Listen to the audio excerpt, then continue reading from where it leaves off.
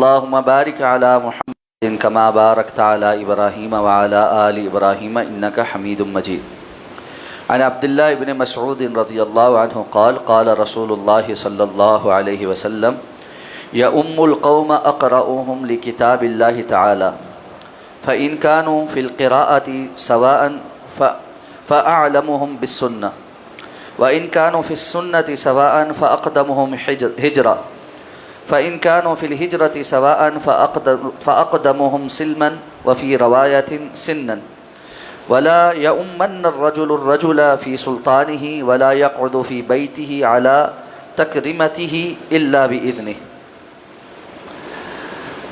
حضرت عبداللہ ابن مسعود رضی اللہ تعالیٰ عنہ بیان فرماتے ہیں کہ جناب نبی کریم صلی اللہ علیہ وسلم نے ارشاد فرمایا کہ لوگوں کی امامت وہ کروائے جو اللہ تعالیٰ کی کتاب کو زیادہ پڑھنے والا یعنی زیادہ اچھی قرأت جاننے والا ہو.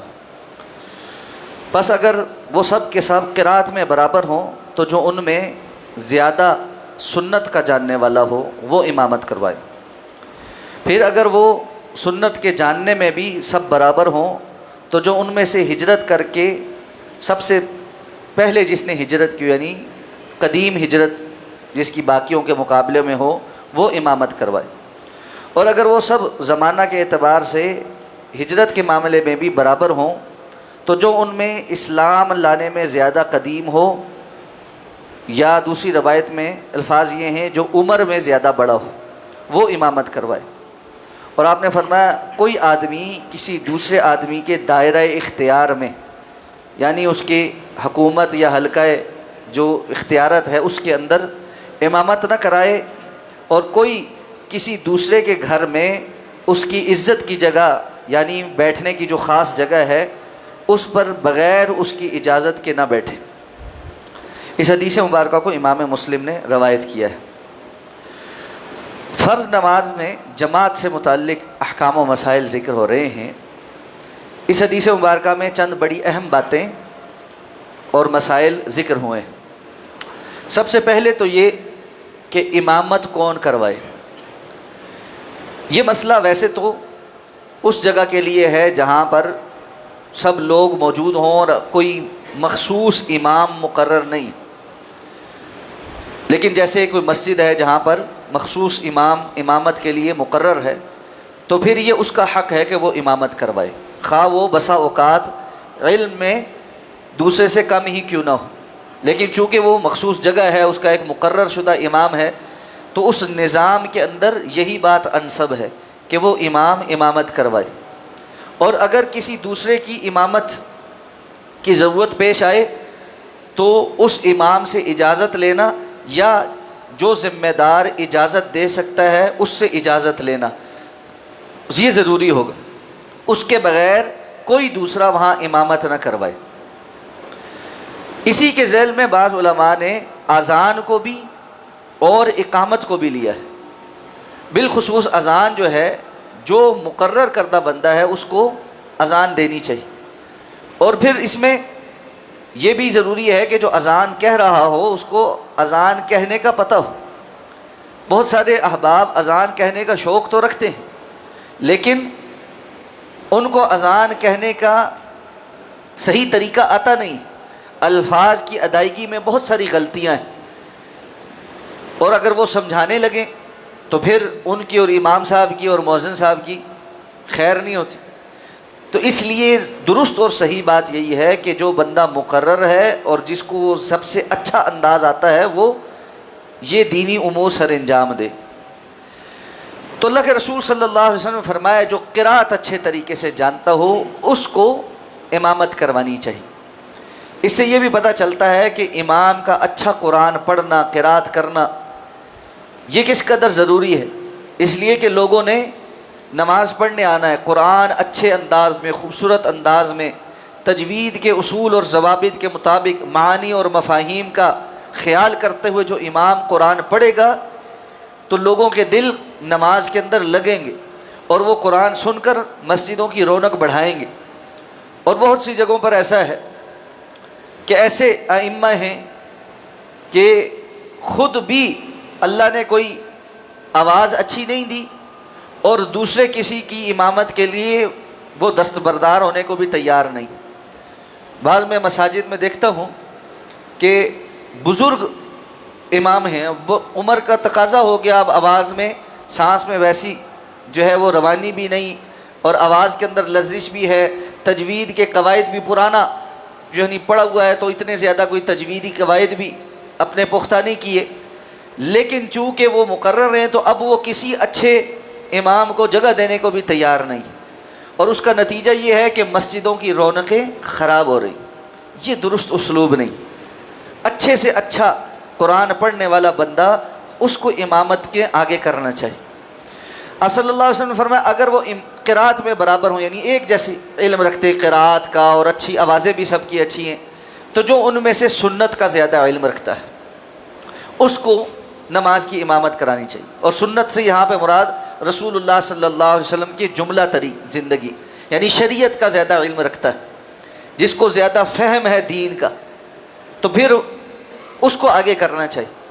اور اگر وہ اس میں بھی برابر ہوں تو آپ صلی اللہ علیہ وسلم نے فرمایا جو ان میں سے ہجرت جس نے پہلے کی ہو، ظاہر بات ہے اس وقت آپ جن سے مخاطبین تھے ان میں صحابہ کرام موجود تھے، تو مہاجر صحابی کو اگر باقی ساری چیزیں برابر ہیں تو ہجرت کی وجہ سے فضیلت حاصل ہو، اور اگر بعد میں کبھی ایسا ہو تو وہ لوگ جنہوں نے ہجرت کی ہو، ہمارے بزرگوں سے بہت سارے لوگوں نے ہجرت کی، تو اگر وہ علم میں قرات میں شریعت کے معلومات میں برابر ہوں تو پھر جو جس نے ہجرت کی بہرحال اس کو فوقیت حاصل ہو۔ اسی طرح آپ نے فرمایا کہ اگر اس میں بھی برابر ہوں تو جس نے پہلے اسلام قبول کیا ہو یا جو عمر میں بڑا ہو، تو یہ عمر کا معاملہ کافی دیر بعد آتا ہے، جہاں علم میں فضل میں اور دیگر نیکیوں میں سارے برابر ہو جائیں، پھر یہ دیکھا جائے گا کہ جس کی عمر بڑی ہے وہ نماز کی امامت کروائے۔ اس پر ایک بڑا دلچسپ واقعہ بھی ہے۔ حج کے موقع پہ ایک سال ایک ایسا حج آیا جس میں منا میں شیخ بن باز رحمہ اللہ، شیخ ابن عثیمین رحمہ اللہ اور شیخ علامہ البانی رحمہ اللہ، یہ تینوں مشائخ ایک جگہ اکٹھے تھے، اور ظاہر بات ہے یہ تینوں ہی علم و فضل کے پہاڑ تھے، اور طلبہ کے لیے خاص طور پہ ایک بڑا نادر موقع تھا کہ تینوں مشائخ جو ہے وہ ایک جگہ پر میسر آئیں۔ تو جو سعودی ایک شیخ ہی ہیں بہت بڑے، وہ یہ واقعہ سنا رہے ہیں جو ان مشائخ کے شاگردوں میں سے، وہ کہتے ہیں کہ مجلس لگی ہوئی ہے صبح سے، اور جو ہے سوال و جواب کی نشست جاری ہے، لوگ سوال پوچھ رہے ہیں، اور تحریری سوال آتے تھے۔ شیخ بن باز رحمہ اللہ نابینا تھے تو ان کے پاس تحریری سوال آتے تھے، ان کا ایک سیکٹری وہ سوالات پڑھتا تھا اور وہ جوابات دیتے تھے۔ تو چونکہ تینوں مشائخ موجود تھے تو شیخ ابن باز رحمہ اللہ ان کا جو تخصص تھا، اسپیشلائزیشن تھی، وہ عقیدہ تھا، عقیدے کے باب میں شیخ کا اتھارٹی تھی۔ شیخ ابن عثیمین رحمہ اللہ ان کا تخصص فقہی معاملات میں، فتویٰ میں یہ اسپیشلائزیشن رکھتے، اور شیخ علامہ البانی رحمہ اللہ یہ حدیث اور جو روات ہیں، اسماء الرجال کا جو علم ہے، کون سی حدیث ضعیف ہے کون سی نہیں ہے، کون سا کس کا کیا حکم ہے، یہ اس کے اتھارٹی۔ تو شیخ فرماتے ہیں کہ جب کوئی سوال آتا اگر عقیدے سے متعلق ہوتا تو شیخ صاحب خود جواب دیتے، اگر فقہ سے متعلق ہوتا تو فرماتے کہ شیخ عثیمین آپ جواب دیں، اور اگر حدیث سے متعلق سوال ہوتا تو شیخ البانی کو کہتے کہ شیخ آپ جواب دیں۔ اس طرح مجلس چلتی رہی تو نماز کا وقت ہوا۔ اب کہتے ہم نے سوچا کہ اتنے بڑے مشائخ تینوں موجود ہیں، ان کی موجودگی میں نماز کون پڑھائے گا؟ تو جب نماز کا وقت ہوا تو تینوں نے ایک دوسرے کو آگے کیا کہ شیخ آپ نماز پڑھائیں، اور خاص طور پہ شیخ بن باز رحمۃ اللہ علیہ کو، کیونکہ وہ مفتی اعظم بھی تھے اس وقت، سرکاری منصب پہ بھی تھے، کہ شیخ آپ مفتی ہیں آپ نماز پڑھائیں۔ تو شیخ صاحب نے کہا کہ دیکھو بات یہ اس میں میری آپ کی پسند ناپسند نہیں ہے، شریعت کا حکم، اور وہ یہ ہے کہ سب سے پہلے جو کتاب اللہ کو زیادہ اچھے سے پڑھنا جانتا ہوں یا قراءت میں اچھا ہوں، تو ہم تینوں ہی حافظ اور ہم تینوں ہی اس معاملے میں برابر ہیں۔ دوسری بات اللہ کے رسول نے فرمائی ہے کہ جو سنت کا اور حدیث کا زیادہ علم رکھتا ہوں، تو اس معاملے میں ہم دونوں پر شیخ البانی کو فوقیت حاصل، اس لیے شیخ البانی آپ آگے ہوں اور نماز پڑھائیں۔ تو اس وقت انہوں نے کہا کہ پھر شیخ البانی آگے ہوئے اور انہوں نے نماز کی امامت کروائی۔ تو یہ ہمارے جو سلف ہیں ان کا طرز عمل تھا کہ وہ رسول اللہ صلی اللہ علیہ وسلم کے فرامین کو ہر جگہ مقدم رکھتے تھے. رحمہم اللہ جمیعاً. تینوں ہمارے یہ مشائخ دنیا سے تشریف لے گئے، اللہ ان کی قبروں پر کروڑ ہا رحمت نازل فرمائے. تو اللہ کے رسول نے فرمایا جو پھر عمر میں بڑا ہو. پھر آپ نے ایک بڑی اہم بات کی طرف توجہ دلوائی. آپ نے فرمایا تم میں سے کوئی شخص بھی کسی کے دائرہ اختیار میں امامت نہ کروائے. یہ دائرہ اختیار بڑا جامع لفظ ہے. اصل تو یہ ہے کہ مسلمانوں کا جو حکمران ہو وہ امام بھی ہو، ایسے لیول کا بندہ ہو. جب خلفائے راشدین تھے تو وہ جس طرح رسول اللہ صلی اللہ علیہ وسلم مدینہ کی ریاست کے حکمران بھی تھے اور امام بھی تھے، اسی طرح خلفائے راشدین خلفاء بھی تھے، ریاست کے حکمران بھی تھے اور ائمہ بھی تھے. جمعہ بھی وہی پڑھاتے تھے اور نمازیں بھی وہی پڑھاتے تھے. ان کی غیر موجودگی میں پھر جس کو وہ مقرر کرتے تھے وہ نماز پڑھاتا تھا. تو آپ صلی اللہ علیہ وسلم نے فرمایا جس کا دائرہ اختیار ہے کوئی دوسرا اس کے دائرہ اختیار میں جا کر نماز کی امامت نہ کروائے. اس لیے کہ اب اللہ نے اس کو ایک منصب پہ رکھا ہے. اس دائرہ اختیار کو آپ اس پہ بھی شامل کر لیں کہ اگر کوئی بندہ کسی جگہ کا امام ہے مستقل، اب دوسرا بندہ جا کے کہے جی میں تو آپ سے ان فضائل میں زیادہ ہوں، تو یہ نظام کو خراب کر دے گا. اس لیے جو بندہ جس جگہ دائرہ اختیار رکھتا ہے وہاں پر اس کی اجازت کے بغیر کوئی اور بندہ امامت نہیں کروا سکتا. اور اس کی ذیل میں ایک مسئلہ اور بھی سمجھا دوں. بعض مساجد میں کمیٹی والے امام کو یا خطیب کو بائی پاس کر کے تو امام اور خطیب مقرر کرتے رہتے ہیں. جی یہ جمعہ پڑھائے گا. خطیب صاحب کو پتہ ہی نہیں، وہ اپنے جمعے کی تیاری کر کے آئے، جمعے والے دن آ کے پتہ لگتا ہے جی آج تو جمعہ یہ پڑھائے گا. یہ درست طریقہ نہیں. جو خطیب ہے یہ اس کا دائرہ اختیار. اگر مسجد کمیٹی نے کسی اور کو مقرر کرنا ہے یا مہمان خطیب کو بلانا ہے تو ان کو اپنے خطیب کو اور امام کو اعتماد میں لینا چاہیے. اسی طرح اگر کسی وقت کسی نے کسی مہمان سے نماز پڑھوانی ہے تو اس کو اپنے امام کو اعتماد میں لینا چاہیے. اس بیچارے نے کیا کہنا ہے یعنی کہ نہیں پڑھائے، اس نے تو اجازت ہی دینی ہے. لیکن اگر اجازت نہیں طلب کی جائے گی تو معاملات خراب ہوں، تو یہ نظام خراب ہوتا. اسی طرح آپ صلی اللہ علیہ وسلم نے فرمایا کہ ولا يقعد في بيته على تكرمته الا باذنه. کوئی بندہ کسی کے اکرام والی جگہ، خاص بیٹھنے کی جگہ پر نہ بیٹھے سوائے اس کی اجازت کے. جیسے کوئی دفتر ہے تو وہاں پر جس کا دفتر ہے اس کی اپنی ایک کرسی ہوتی.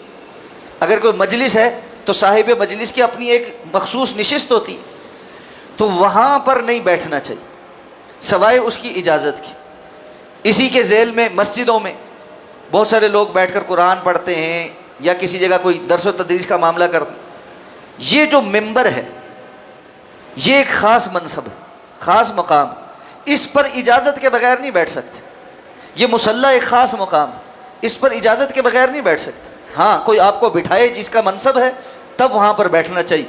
یہ ایک شرف کی بات ہے کہ کوئی بندہ آپ کو اپنے منصب کی جگہ پر بٹھائے، عزت دے، احترام دے کہ نہیں جی آپ میری نشست پر بیٹھے، تو اس کی اس احترام کا بھی احترام ہونا چاہیے. یہ بھی کوئی طریقہ نہیں ہے کہ بندہ کسی جگہ جائے اور اگلا اکرام دیتے ہوئے آپ کو اپنی منصب پر، اپنی جگہ پر، نشست پر بٹھانا چاہے اور آپ اتنی عاجزی کا اظہار کریں نہیں جی نہیں میں وہ وہاں بیٹھتا ہوں. یہ کوئی طریقہ کار نہیں. جب کوئی بندہ آپ کو اکرام کرے، عزت دے، اس کو احترام کے ساتھ قبول کریں، جزا کی، بہترین جزا کی دعا دیں اور اچھے انداز میں اس کے دل کو خوش کریں. ذیل میں ایک بات آ گئی، ہمارے ہاں لوگوں کو تحفہ قبول کرنا بھی نہیں آتا. کوئی بندہ کسی کو تحفہ دے اور نہیں جی نہیں جی رہنے، اور نہیں جی نہیں جی نہیں جی چھوڑے. یہ کیا طریقہ کار؟ ایک بندہ آپ کے لیے محبت سے تحفہ لے کر آیا ہے، اس کو آپ سے لگاؤ ہے، وہ تحفہ لا کر آپ کو پیش کرتا ہے، آپ آگے سے اس کو دھتکار رہے. یہ اللہ کے رسول کا طریقہ نہیں. اللہ کے رسول صلی اللہ علیہ وسلم تحفہ قبول بھی کرتے تھے اور تحفہ دیتے بھی تھے. تو اس لیے جب کوئی چیز پیش کرے اس کو اچھے طریقے سے قبول کرنا چاہیے، دعوت کو اچھے طریقے سے قبول کرنا چاہیے. ہاں کوئی عذر ہو تو اس عذر کو اچھے طریقے سے بیان کر دینا چاہیے کہ جی میں فلاں چیز اس وقت اس لیے نہیں قبول کر سکتا. مثلا کوئی بندہ بیمار ہے، نہیں کھا سکتا، کوئی چیز پیش کر رہا ہے، اس کو وہ کہہ رہا ہے جی میں نہیں کھا سکتا. اگر کوئی بندہ شوگر کا مریض ہے، اس کو کوئی میٹھی چیز پیش کر رہا ہے، وہ اس کو بتاتا ہے جی میں شوگر کا مریض ہوں، میں نہیں کھا سکتا. تو آپ کو بھی اس کا عذر قبول کر لینا چاہیے. اس کو مزید بیمار کرنے کے لیے میٹھی چیزیں ٹھسواتے ہی نہیں رہنا چاہیے. خیر ہے جی آج کھا لو، بعد جی خیر ہو. تو یہ ان معاملات کو ہمیں رسول اللہ صلی اللہ علیہ وسلم کے اسوہ اور آپ کی سیرت کی نظر میں دیکھنے کی ضرورت. تو جس بھی جگہ پر کہیں جائیں، کسی کے دفتر میں جائیں، کسی کے گھر جائیں، کسی اہم جگہ پر جائیں، وہاں جو صاحب منصب ہے اس کے منصب اور احترام کا خیال کریں. جا کر اس کی جگہ پر بیٹھ جانا یہ درست بات نہیں. یہ حکم بڑوں کے لیے اور اساتذہ کے لیے بھی ہے. اس بات کو سمجھیں. بعض والدین اپنے اولاد کے منصب کو ڈائریکٹلی اپنے لیے بلا وجہ ہی حلال سمجھ لیتے. مطلب ایک جگہ پر بیٹا کسی منصب پر فائز ہو گیا ہے تو باپ اگر وہاں پر گیا ہے، بیٹا اس کو اس جگہ پر بٹھائے تو اس کو ضرور بیٹھنا چاہیے. لیکن اگر کسی وجہ سے ابھی وہ اس کو دعوت نہیں دے رہا تو خود سے جا کے دھڑلے سے وہاں بیٹھ جانا اور پھر فیصلے بھی صادر کرنا، یہ تو کوئی طریقہ کار نہیں. اس کا اختیار تو اسلام نے نہیں دیا. اسی طرح بعض اساتذہ کرام کسی طالب علم سے ملنے جاتے، اب وہ وہاں پر اپنی مخصوص نشست پہ بیٹھا ہے، یہ استاد جی اس کو جا کر وہاں سے اٹھا کے، یا اگر وہ نہیں بیٹھا وہ وہاں پہ خود بیٹھ جائیں گے، میں تو اس کا استاد ہوں. یہ درست بات نہیں. سائڈ پہ بیٹھنا چاہیے. ہاں اگر وہ یقین کے ساتھ آپ کو اچھے انداز سے احترام کے ساتھ دعوت دے پھر بیٹھنے میں کوئی حرج نہیں. الا باذنہ، اجازت کے ساتھ وہاں پر بیٹھنا. اور اس میں اجازت کے معاملے میں یہ سمجھنا چاہیے کہ اجازت اس نے دینی ہے، آپ نے طلب نہیں کرنی. اجازت کا معنی یہ ہے کہ وہ خود سے آپ کو کہے کہ آپ یہاں. اب ایک بندہ ہے، اس کی جگہ ہے، آپ آ کر کہتے ہیں جی میں یہاں بیٹھ جاؤں، اب وہ کیا کہے، مروت کے مارے نہیں بھی بٹھانا چاہتا تو وہ انکار ہی نہ کر سکے. یہ اچھے اخلاق کی علامت نہیں. جا کر جو جگہ مناسب بنتی ہو وہاں بیٹھنا چاہیے. اگر آپ کو کوئی دعوت دے، خود سے دعوت دے، تو پھر اس کی اس دعوت کو قبول کرنا چاہیے. اللہ ہمیں سمجھ کر عمل کرنے کی توفیق عطا فرمائے. سبحانک اللہم و بحمدک، نشہد ان لا الہ الا انت، نستغفرک و نتوب.